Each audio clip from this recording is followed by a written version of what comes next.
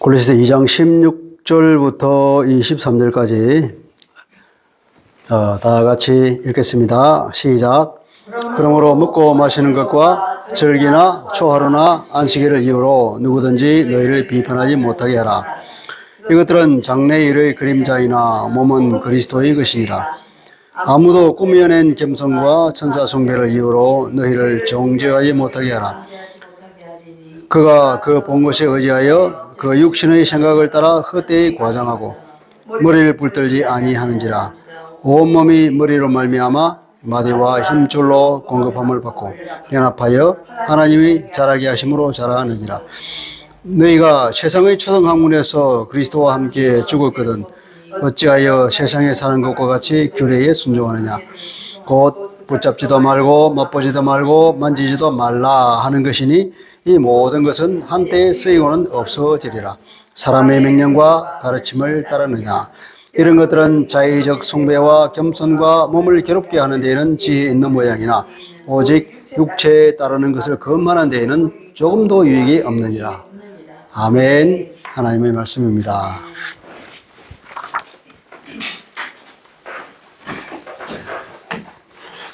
어떤 교파는 왜 안식일을 지키지 않느냐 그렇게 말하고 있죠.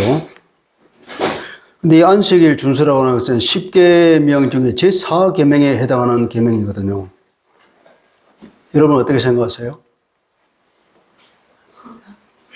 또 어떤 사람은 구약에 보면은 동물을 피째 먹지 말라고 계속 강조하고 있거든요. 피와 기름을 먹지 말라고. 피를 먹지 말라고 하는 그 계명에 마음에 찔려서 그 선지국을 안 먹는 사람이 있습니다. 여러분 어떻게 생각하세요? 그리고 또 어떤 사람은 이스라엘에 대해서 아주 각별한 관심과 애정을 갖고 있는 사람이 있어요. 이스라엘에 대한 그런 어떤 특별한 신앙적인 관점을 가지는 것이 과연 근거가 있는 것일까요? 옳은 일일까요? 그런 것들이 있는가 하면 또 한편으로는 신비한 영적인 체험을 강조하는 사람들이 있습니다. 그런 영적인 경험을 체험이 있어야만이 성령을 받은 거고 그렇지 않은 사람은 성령을 받지 않았으니까 구원받지 않았다 하는 결론까지 이룰 수 있겠죠. 그래서 그런 어떤 특별한 영적인 체험, 하나님의 어떤 임재를 경험하는 그런 것을 찾아서 돌아다니는 사람이 있습니다. 그런 것을 느끼면 굉장히 마음에 안정이 있고 평화가 있고 좋잖아요. 어떻게 보면 그런 사람은 일종의 중독이 걸린 것 같기도 하고요. 그리고 그런 체험이 있는 사람들은 거룩하고 그렇지 않은 사람은 믿음이 약한 것처럼 생각하죠. 그런 사람들은.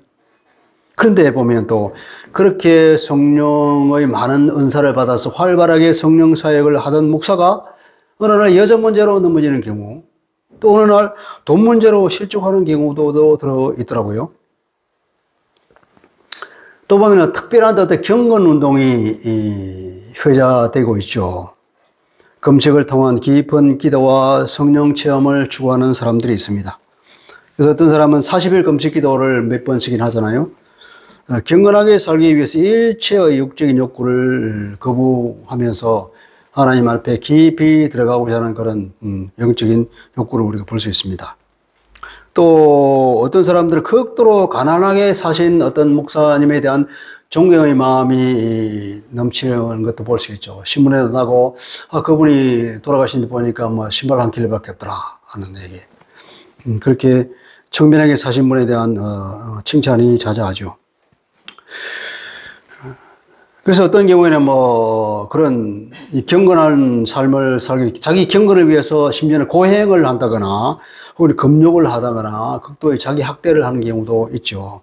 구약에는 그렇게 가톨릭 쪽에 아무들이 있죠. 옛날에 제가 필리핀을 간 적이 있는데요. 그때 부활절이었습니다. 보니까 길가에서 사람들이 전부 나와서 무리를 지어가는데 맨 앞에 어떤 청년들이 몇 명이 서서는 위통을 다 벗고 그리고 가시가 달린 그런 그 채찍을 자기 뒤로 이쪽으로 이렇게 휘치면서 이렇게 착 치고 탁 치고 이쪽으로 탁 치고 이쪽으로 탁 치고 그럴 때마다 그러니까 그 채찍이 뒤에 등에 탁 맞을 때마다 등에 그 상처가 나가지고 등 전체가 피가 줄줄 흐르더라고. 그러면서 주님이 십자가에 달리신 그 고통을 자기도 재해내보면서 경건한 생활로 들어간다는 의미에서 그런 행렬을 지어서 가는 걸 보았습니다.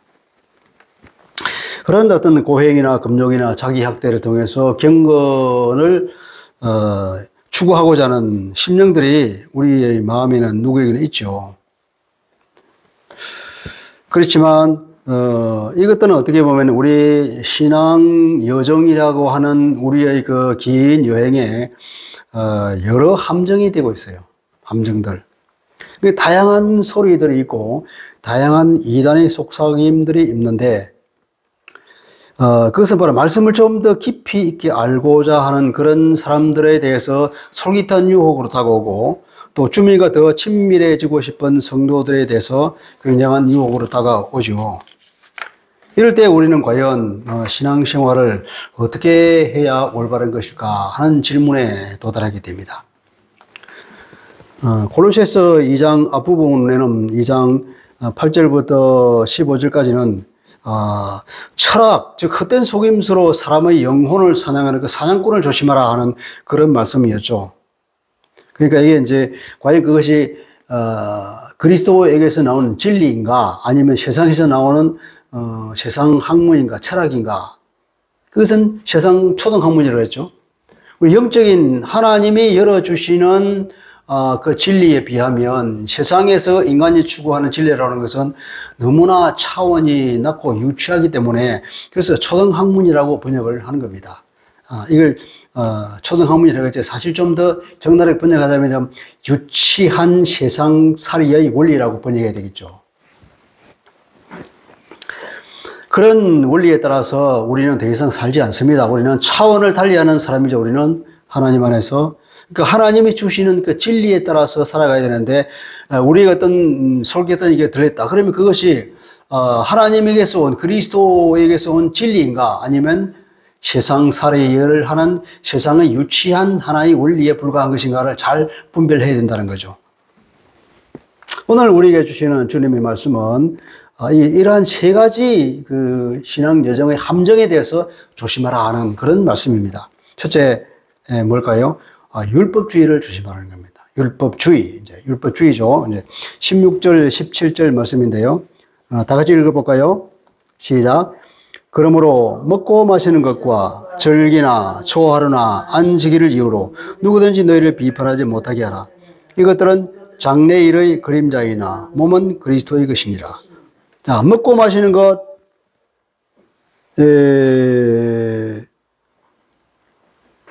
구약의 유대인들은 아무거나 안 먹었기 때문에 그것 때문에 이방인들과의 접촉을 아예 금했잖아요. 이방인들 아무거나 먹는 더러운 사람이기 때문에 괜히 접촉해서 내가 부정해지면은 그걸 씻으려면 얼마나 힘드느냐 그런 생각에서 점점 이방인과 멀어지고 그래서 아예 그들이 너무 교만해져서 이방인들을 개처럼 여겼습니다. 그러니까 먹고 마시는 문제는 레위기 11장에 나오잖아요. 먹을 수 있는 것과 먹을 수 없는 것, 마실 수 있는 것과 마실 수 없는 것. 음료가 그런 부정한 것에 오염됐을 경우는 마시지 못하는 거죠. 그런 것들. 그리고 어떤 절기들 있죠. 절기나 초하루도 절기에 해당이죠. 안식일도 마찬가지로 절기의 큰 범주에 들어갈 것입니다. 여러 절기가 있잖아요. 6월절, 7.7절, 오순절 이런 것도 있죠. 그런 절기들. 그런 절기가 왜 있을까요? 매달 초하루에도 또 하나님께 예배를 드렸거든요. 그런 것들이 있습니다. 안식일도 보면 일주일 단위로 돌아오잖아요. 안식일. 하나님께서 창조를 완성하시고 쉬시는 그날 우리도 함께 쉬어야 된다 하는 겁니다. 그러면서 그런데 그것들을 너희들이 지키지 않는다고 해서 그것을 열심히 지키는 사람들이 너희를 비판하고 정죄하고 할 텐데 그것에 개의치 말아라 하는 것입니다. 그것을 이유로 너희를 비판하지 못하게 해라. 너희들은 그걸 안 지킨다고 그것을 열심히 지키는 사람들이 너희를 비판하는 그 비판, 그거 마음에 두지 말아라 이 말이에요. 왜냐하면 17절에 그것들은 장래의 일의 그림자에 불과하다. 구약에 있는 이 율법들은 장래의 일에 대한 그림자다. 장래의 일은 뭘까요? 예수 그리스도라는 오실 그리스도에 대한 그림자에 불과한 것인데 이제 실체이신 예수님이 왔잖아요. 그러니까 그것은 이제는 우리에게는 아무런 의미가 없다. 그렇게 바울이 말하는 것입니다. 그러니까 그 율법주의자들의 비판에 대해서 이렇게 마음의 동요를 떨지 말고 누가 과연 진리 위에 서 있는가를 잘 생각해 보라는 거죠. 그것은 이미 그림자를 붙들고 있잖아요. 실체가 없는데도 불구하고 그림자를 붙들고 있는 그 사람이 과연 진리를 붙들고 있느냐? 아니라고요.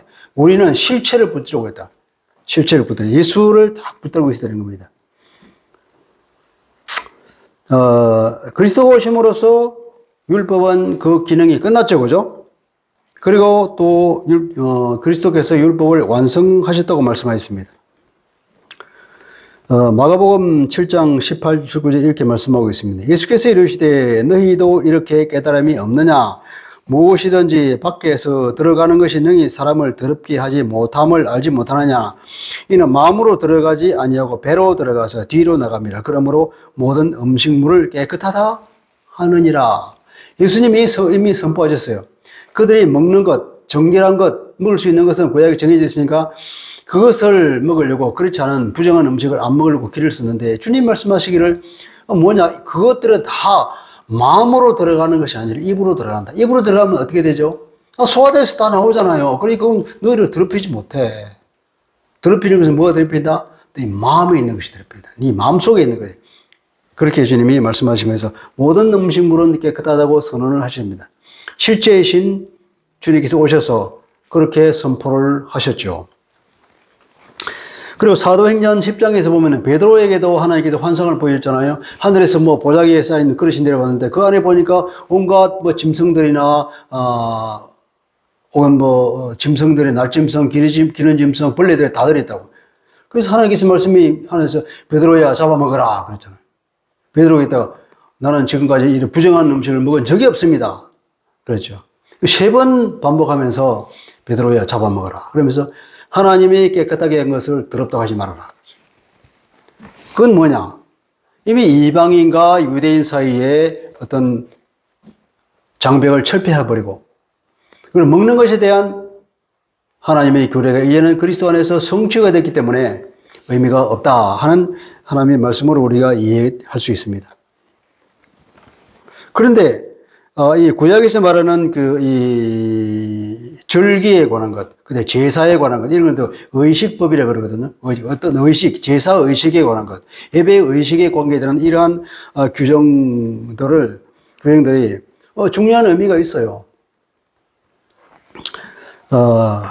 그것은 뭘 가르치냐면은 먹을 수 있는 것과 먹을 수 없는 것을 하나님이 가르쳐 주면서 이 부정한 것에 대한 경계를 주시는 거예요. 부정이라는 것이 얼마나 나쁜 거냐. 부정한 것에는 하나님의 거룩함이 올 수가 없다. 하나님은 임마누엘 하나님이시고 우리가 살기를 원하시는데 너희가 부정해서는 하나님이 올 수가 없다는 거예요. 그러니까 이 부정한 것을 해결해야 된다. 부정은 뭘 뜻합니까? 죄로 상징되는 부정이라는 말로 하나님께서 죄를 얘기하는 거예요. 죄가 얼마나 우리 인간에게 치명적인 상처를 주며 이를 우리가 하나님과의 관계를 단절시키는가. 이 죄를 해결해야 된다는 것을 가르치기 위해서 부정을 말해요. 정과 부정을 가르쳐다 계속해서 그 죄의 그 어려움과 그 두려움과 치명적인 점 우리 계속 얘기하면서 죄 문제를 해결하지 않으면 절대로 하나님과 연합할 수가 없다는 걸 우리에게 가르쳐주고 있는 것입니다. 죄 문제 해결. 죄의 사함을 위해서 그래서 그 제사 지도도 열어두었잖아요. 그걸 우리가 가르치기 위해서 그런 죄의 법들을 만드셨습니다. 절기라고 하는 것은 초하루라는 것도 마찬가지로 하나님의 은혜를 기억하고 감사하라고 가르치는 거죠. 각 절기마다 보면은 하나님이 이스라엘 사람들에게 이루신 놀라운 기적과 그 은혜를 다시 상기하라고, 그리고 하나님의 은혜에 감사하라고 그랬던 거예요. 안식일은 또 뭡니까? 안식일은 하나님께서 창조를 완성하셨잖아요. 그리고 완성하고 그 안식과 기쁨 가운데 들어가는 걸 우리도 함께 하나님 안에서 기뻐하며 쉬라는 거죠. 근데 인간이 타락했습니다. 타락하고 나서 이제 안식일 제도를 하나님께서 주었어요. 그 안식은 뭡니까? 이제는 타락한 이 인간에게, 인간의 타락으로 인해서 말하자면 하나님의 창조가 손상되어 있다는 거예요. 이제는 어떻게 됩니까? 손상된 하나님의 창조가 다시 완성이 되어야 되겠죠. 그것이 안식을 바라보게 하는 거예요. 인간의 죄 때문에 그런 문제가 생겼는데 이 죄가 해결이 되고 따라서 하나님의 창조가 다시 완성이 된 그날을 바라보라고 그를 위해서 하나님께서 계획하고 있다고 안식일을 지키라고 하는 거예요.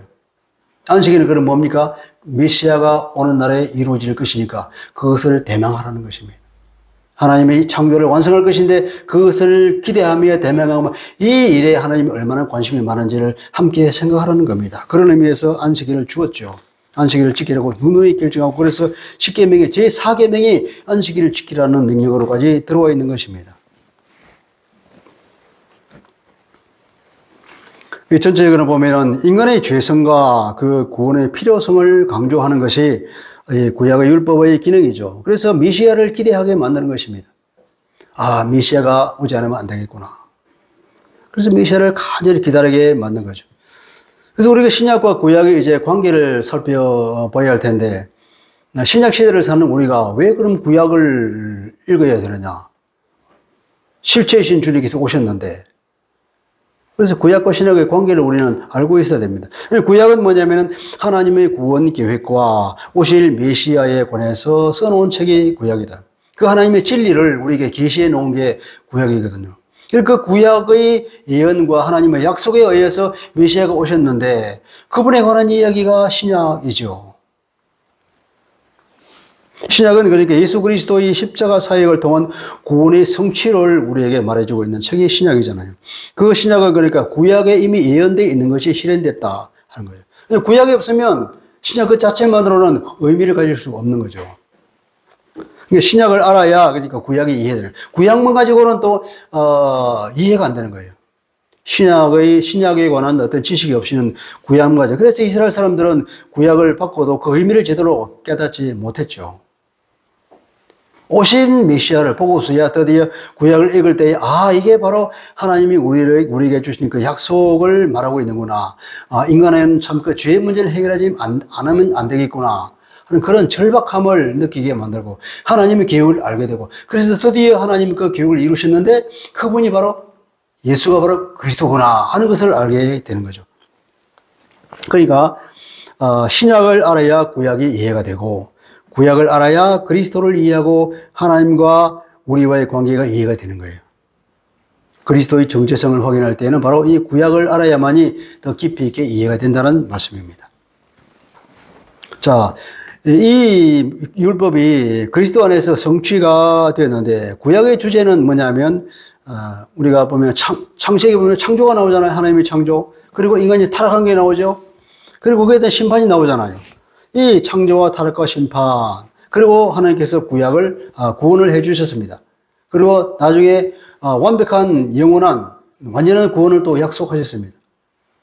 구약은 이렇게 창조와 타락과 심판과 구원 그리고 타락하고 심판하고 구원받고 또 타락하고 심판하고 이것이 계속 개미 채권받게 될 것이 연속되는 것 반복되는 것이 구약의 전체 내용입니다.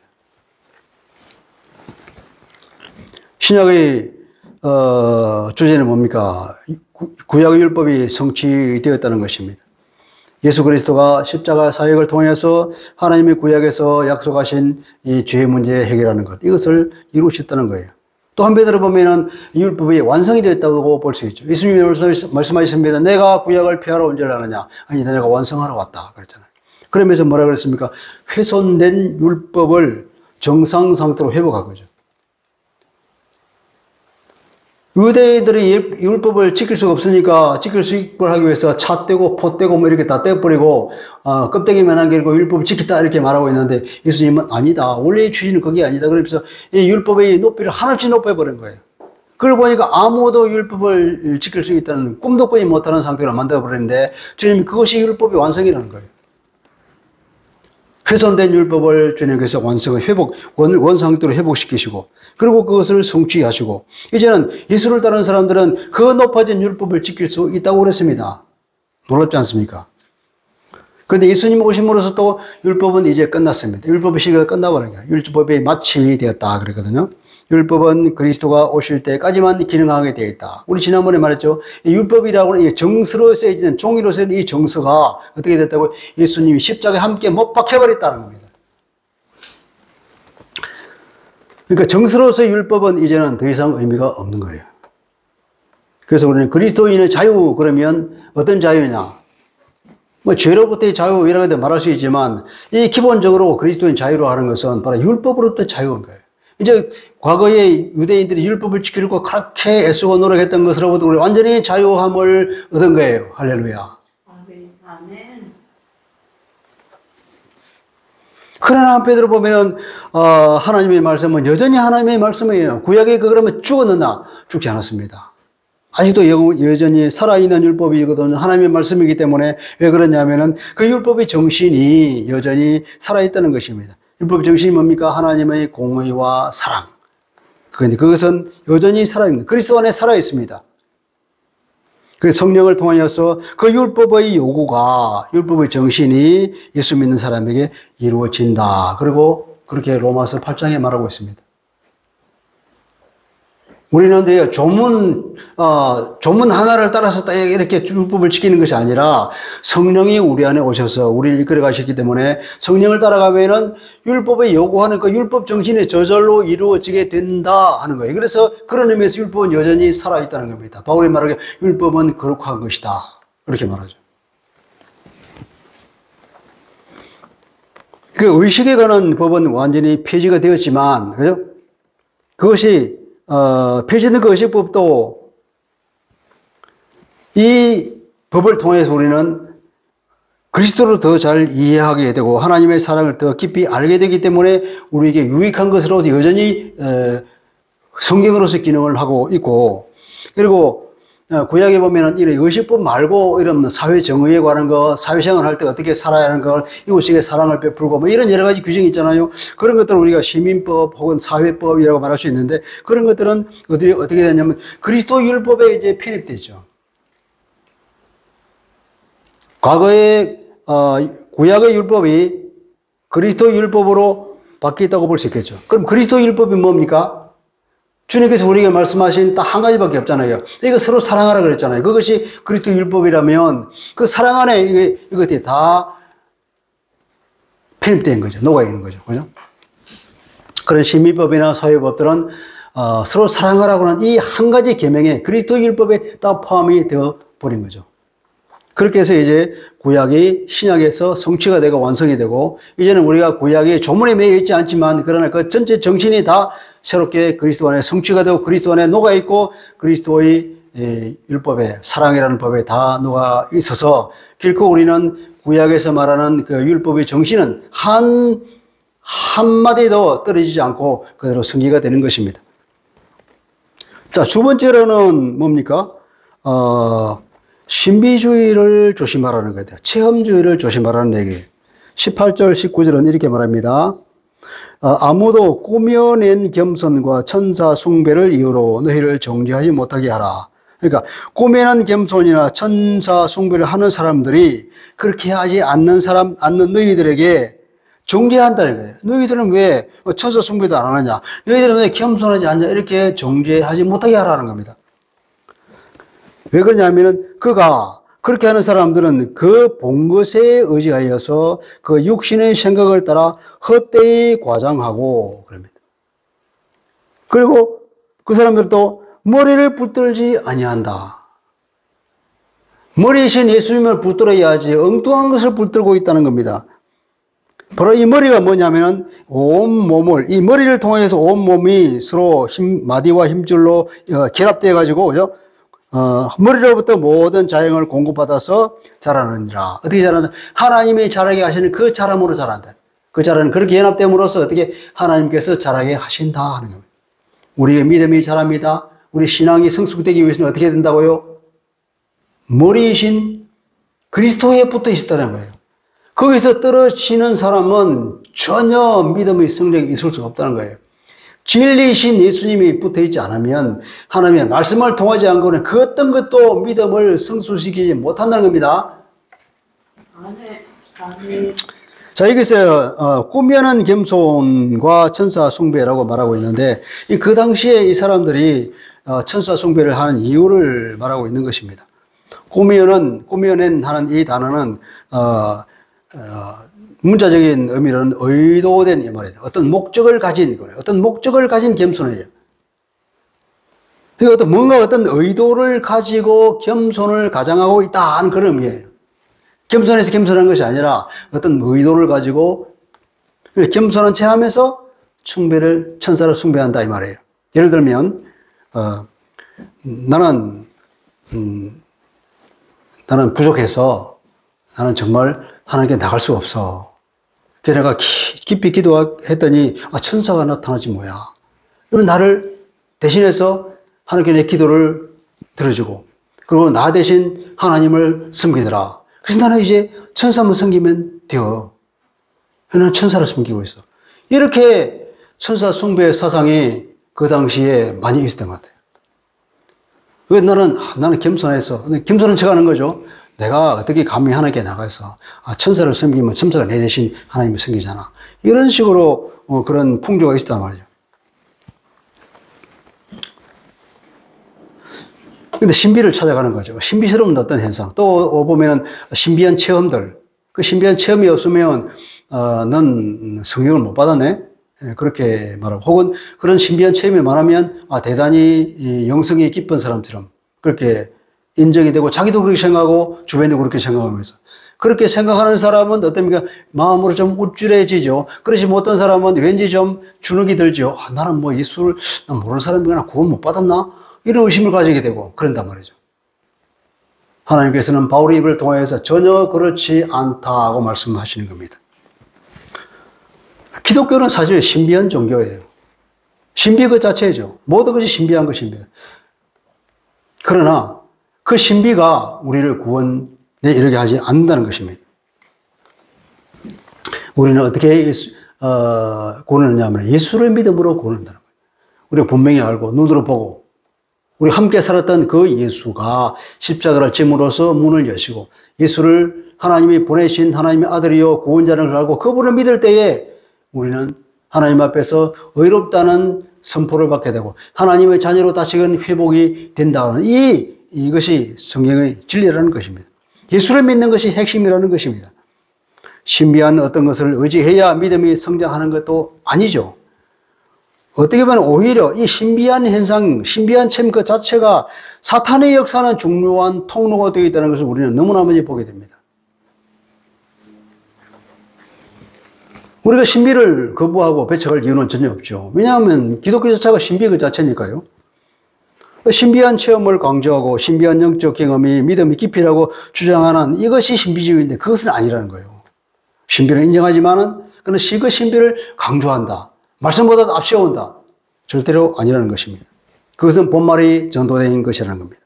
로마서 10장 17절을 이렇게 말합니다. 믿음은 들음에서 나며 들음은 그리스도의 말씀으로 말미암았느니라. 믿음이 생기기 위해서는 어떻게 해야 된다고요? 신비한 체험을 해야 된다고요? 말씀을 들어야 된다고 그러잖아요.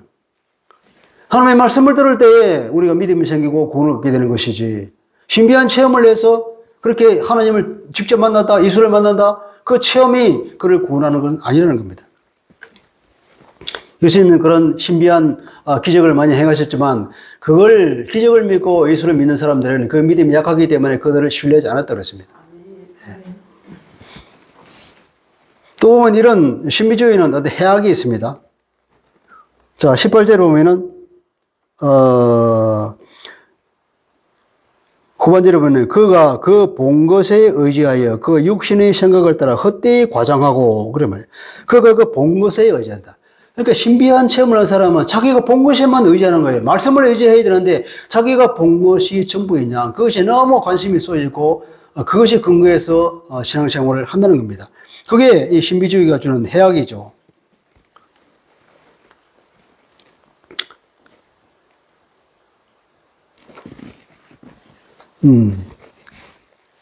그래서 이제 너희들 정죄하지 못하게 하라 그랬죠. 정죄하지 못하게 하라고 하는 이 단어는 카타브라비오라고 하는 이 단어인데 이 단어는 어떤 뜻이냐면 상을 못 받게 하다는 그런 뜻입니다.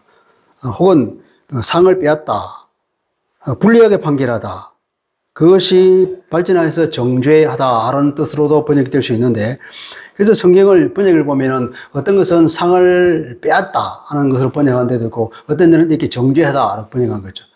우리 한글 성경과 새 번역은 이제 정죄하다, 비방하다 이렇게 번역했는데, 대부분의 영어 성경들이나 다른 번역들은 이제 상을 못 받게 하다, 상을 받는 자격을 빼앗는다 이런 뜻으로 번역한 겁니다. 그러니까 이 해악의 중요한 것은 뭐냐면, 이런 신비주의에 취해버리면, 하나님의 말씀을 떠나서 신비주의에 들어가는 순간 이 사람은 상이 없는 거예요. 상을 받을 수 없는, 하나님의 인정을 안 하는 거죠. 그런 해악이 있는 거예요, 그게. 그런 굉장히 치명적인 해악이 있다는 것입니다.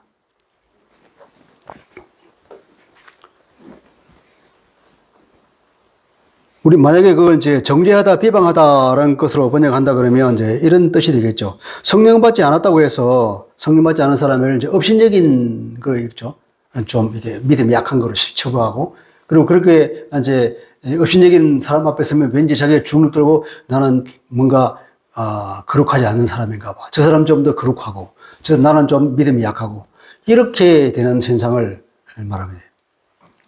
주눅 들지 말아라 하는 바울의 말으로. 19절에 보면, 자, 신앙이 성장에 도움이 안 된다고 합니다. 머리에 붙어있지 않았기 때문에 신앙 성장이 없다. 이게 치명적인 두 번째 약점이고, 오직 그리스도에 붙으실 때만 그분을 통해서 자영을 공급받고 믿음이 자라가죠. 세 번째는 이제 신비주의는 사람을 교만하게 만든다는 것입니다. 18절 후반절에 보면 그가 그 본 것에 의지하여 그 육신의 생각을 따라 헛되이 과장한다. 헛되이 과장한다 그랬죠. 그가 그 본 것에 의지하여, 의지한다는 것은 그것을 기반으로 하여서, 그것을 근거로 삼아서, 자기가 본 것, 하나님의 말씀을 근거로 삼는 것이 아니라 자기가 본 것에 근거로 삼는 거예요. 자기가 본 것이니까 남이 본 것도 아니고 유일하게 세상 모든 사람들을 다 제껴놓고 오로지 자기만 본 거잖아요. 자기가 본 것이 극히 주관적인 것인데 그것을 객관화할 수 있는 방법도 없고 그것을 검증할 수 있는 방법도 없는, 아무런 검증도 받지 않은 그것을 자기가 보았다는 그 이유만으로 그것에 매달려 있으면 어떻게 되겠습니까? 자기가 잘못 봤으면 엄청난 오류에 빠지잖아요. 그런 위험이 있는 거죠. 그가 본 것에 의지하였다.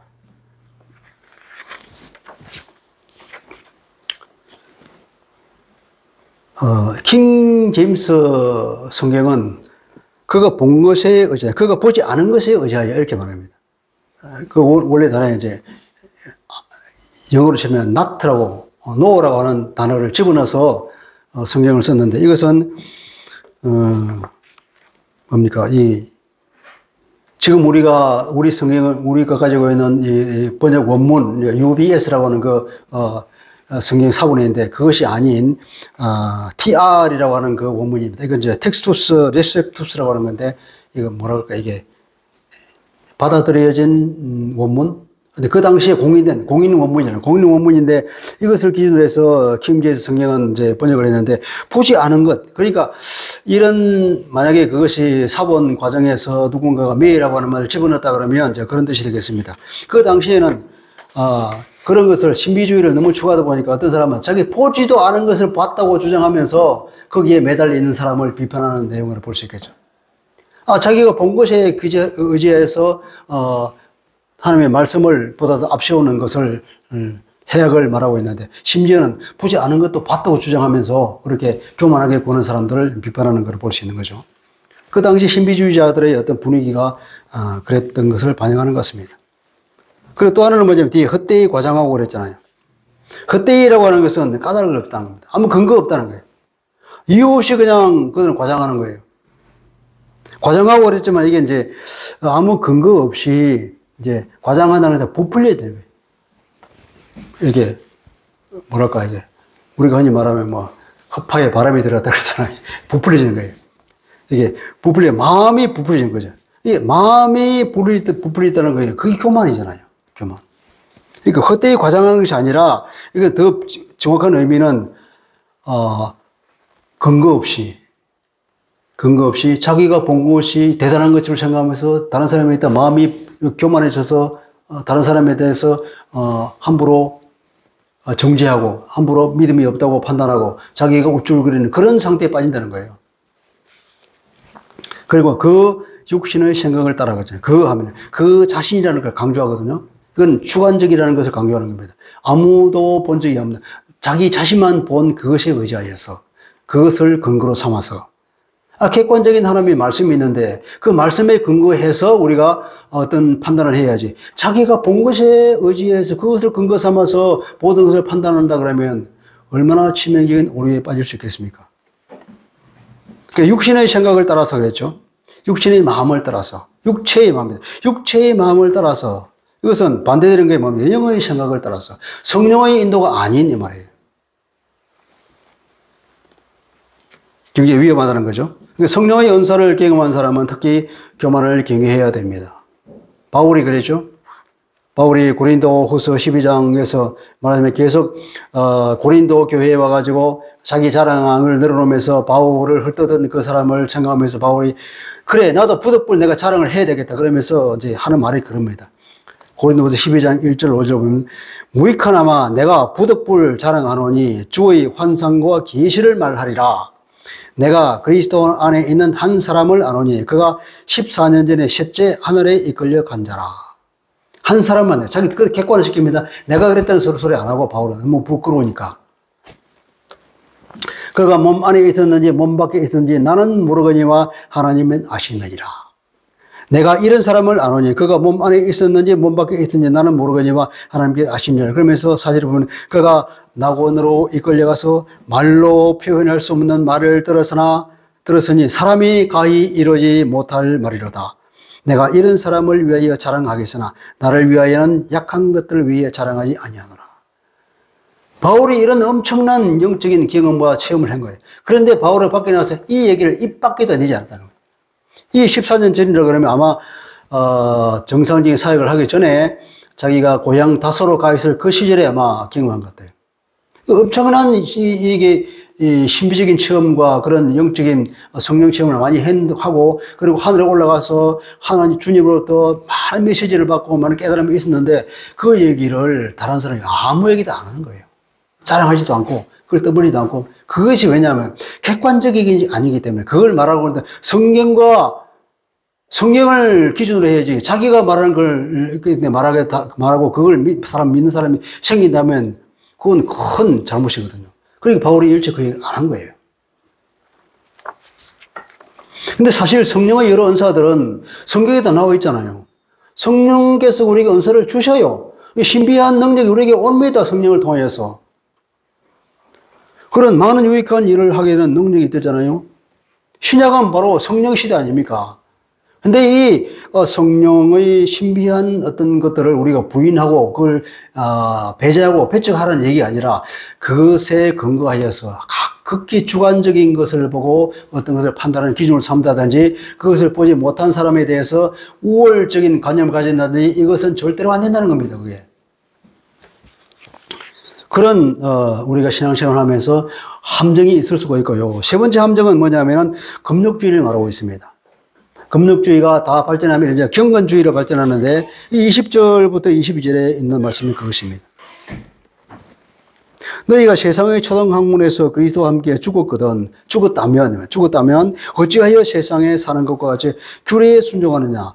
규칙에 매달려서 살고 있느냐? 이 말이에요. 이것은 바로 금욕주의라는 것은 헬라 철학의 이원론에 기반해서 발전한 영지주의의 영향을 받았다고 볼 수 있습니다. 그리고 그들은 어떻게 하냐면 육체는 저급한 거예요. 육체는 더러워요. 영은 거룩하고 깨끗하고 고귀합니다. 그래서 이 영이 더러운 육체로부터 분리돼서 나가는 거, 해방받는 것이 뭐냐? 그런 구원이라고 그들은 생각한 거예요. 전혀 기독교의 사상하고는 가르침과 진리하고는 다르잖아요. 근데 이런 것들을 그리스도 철학을 받아들여서 영지주의라는 것이 생겼는데 그들은 어떻게 발전해 나가냐면은 극도의 방종주의로 빠지거나 또 극도의 금욕주의로 빠지는 두 가지 갈래가 있었던 거예요. 여기서는 이제 극도의 금욕주의로 빠지는 것에 대해서 이제 바울이 경계하고 있는 것인데 그러니까 육의 욕구를 극도로 거부하는 거죠. 세상을 떠나서 이제 수도원 생활을 하는 것들. 그 옛날에 보면은 사막 교보들이라는 말도 있잖아요. 그것이 발전돼서 이제 수도원이 생겼고. 근데 사실은 그것이 우리가 경건 생활을 하기 위해서 일정한 수준으로 하는 것은 의미가 있지만 그것이 하나님의 말씀을 넘어설 수는 없다는 겁니다. 자, 보면 21절에 보면 곧 붙잡지도 말고 맛보지도 말고 만지지도 말라 하는 것이 이것은 무슨 말이냐면 자, 그런 금욕주의자들의 슬로건이에요. 그들은 이런 규칙을 가지고 산다는 겁니다. 그러니까 손대지도 말고 손도 대지 말고 맞다보지 말고 만지지도 마라. 주로 뭐겠습니까? 술이나 고기나 뭐 이런 것들이겠죠. 심지어는 뭐 성적인 것도 포함되는 것이고. 이런 육체의 어떤 욕구를 극도로 절제하면서 그런 것이 일체 손도 대지 말고 만지지도 말아라고 하는 그런 슬로건을 걸면서 그것을 기초로 삼아서 살고 있죠. 근데 오늘날에도 이런 것이 있는 겁니다. 이 금욕주의가 이제 경건주의로 발전해 나갔거든요. 그래서 우리 좀 경건과 거리가 좀 있는 것 같이 느껴지는 것은 왠지 그걸 하면 내가 좀 그렇게 하지 않은 사람 것처럼 느껴지는 게 옛날에 많았다고. 이게 율법주의를 자꾸 강조하다 보면 그런 게 생기는데, 근데 영화관에 가서 영화 구경을 하는 것도 옛날에는 10년, 50년쯤에는 굉장히 좀 세속주의인 것으로 좀 눈치를 봤죠. 술을 마시는 것, 말할 것도 없고, 그리고 춤을 춘다든지, 음악을 즐긴다든지, 이런 것도 보면 세상 세속적인 것에 취한다고 경건하지 않은 것으로 생각했단 말이죠. 그리고 옷차림이나 어떤 머리 모양, 이 패션에 가는 것, 아름다움에 가는 것, 그걸 하면 사람들 날라리를 그랬죠, 날라리.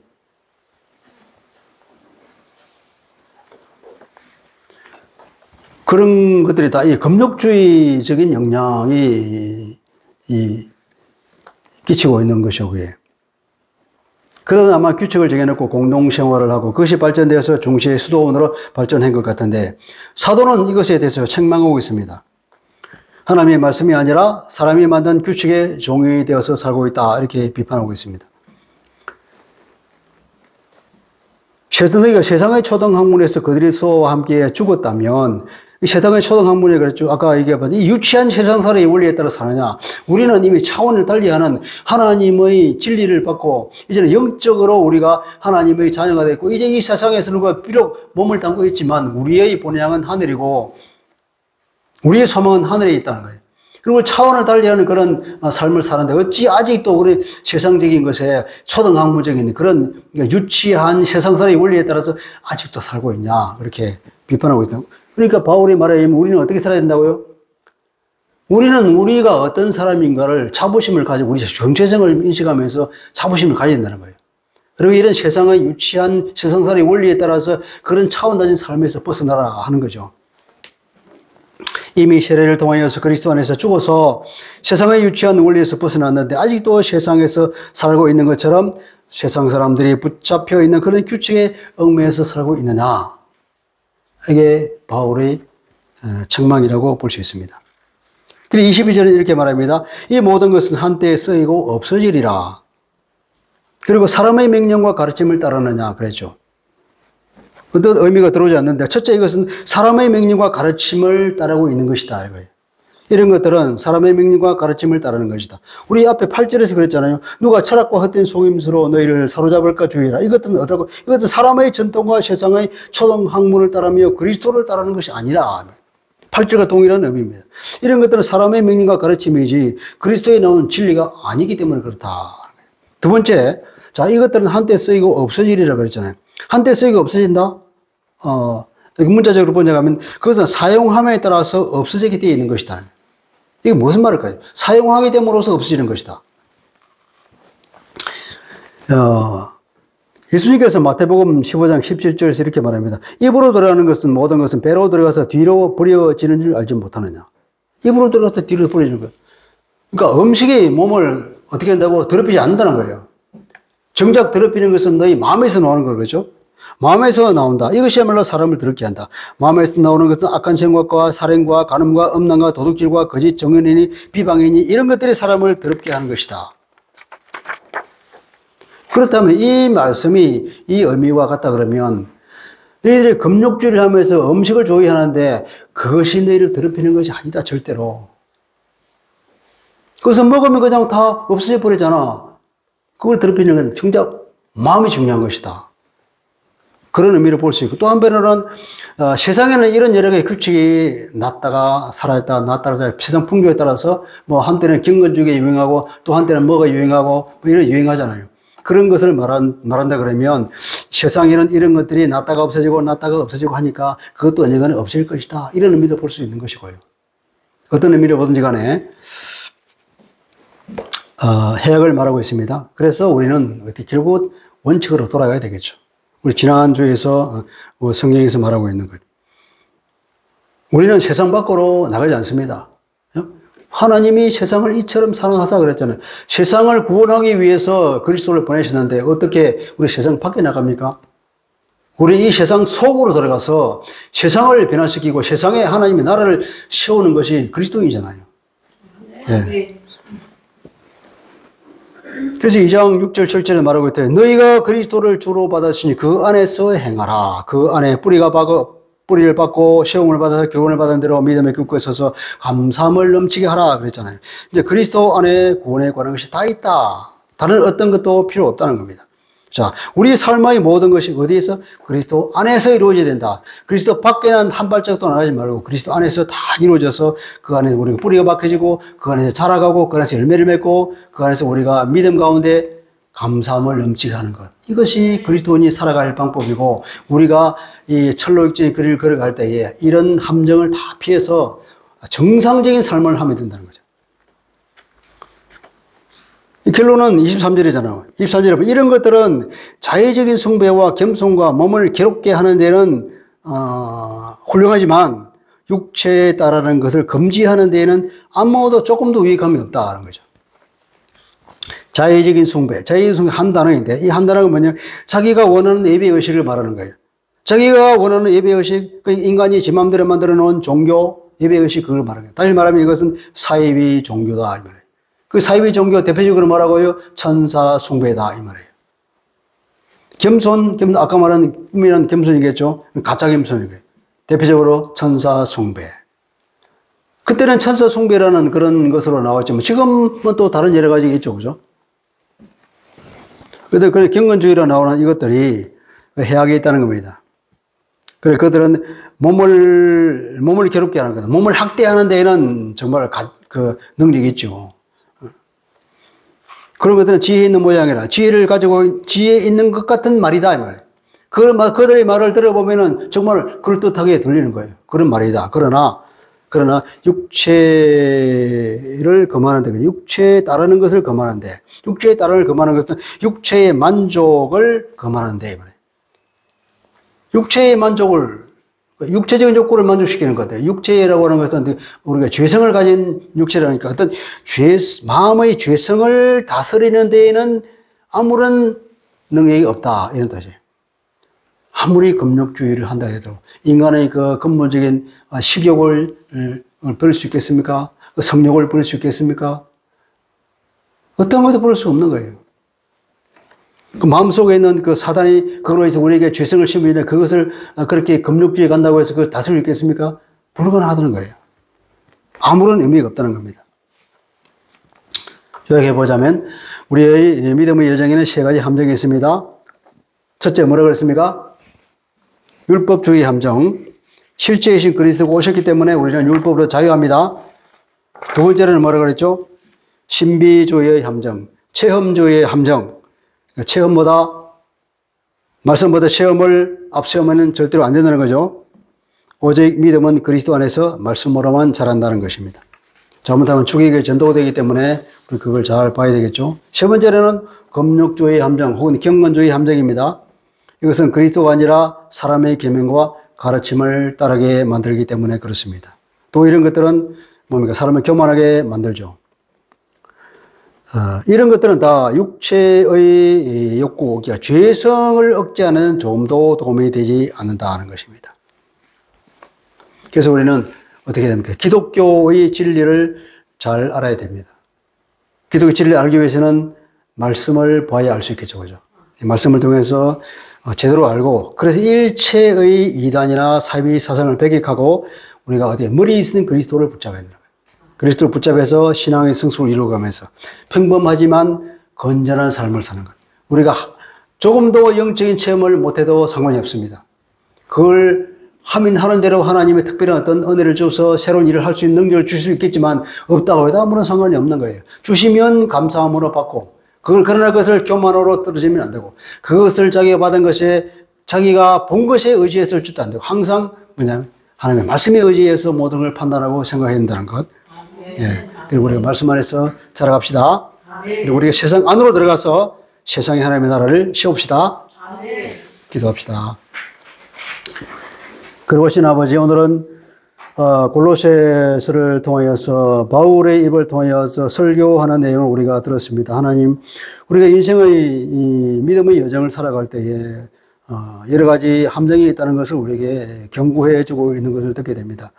율법주의의 함정과 그리고 심의주의 함정, 그리고 또 경건주의 함정, 이런 금욕주의를 우리가 조심해야 된다고 바울을 입을 통해서 우리에게 말씀해 주는 것을 들었습니다. 오로지 우리가 하나님의 말씀 가운데 오직 그리스도 안에 있으면 우리가 믿음을 자라고 그리스도 안에 있으면 우리가 이 일을 할 수 있는 줄 믿사오니 우리 그 어떤 것에도 관심을 더 두지 않고 오직 말씀에 최고의 관심을 가지고 말씀의 모든 우리의 판단의 근거를 가지고 비록 우리가 영적인 체험과 또 이런 것에 의해서 하나님께서 우리에게 새로운 깨달음과 우리의 믿음의 확증을 주는 것이 감사하지만 그러나 그것은 언제까지나 우리 개인적인 것이고 주관적인 것이기에 그것이 근거하여서 남을 비판하거나 남을 판단하거나 혹은 하나님의 말씀처럼 생각해서는 절대로 안 된다고 하는 것이 바울의 입을 통해 우리에게 주신 말씀인 줄 믿습니다. 우리는 오로지 하나님의 말씀 가운데서 말씀을 잘 알고 세상에 있는 여러 가지 이런 함정들을 다 배격하면서 오직 주 안에서 우리가 믿음이 점점 자라가고 세상 가운데 하나님의 나라를 이루어 나갈 수 있는 하나님의 신실한 백성 되게 하여 주옵소서. 예수 그리스도 이름으로 기도합니다. 아멘.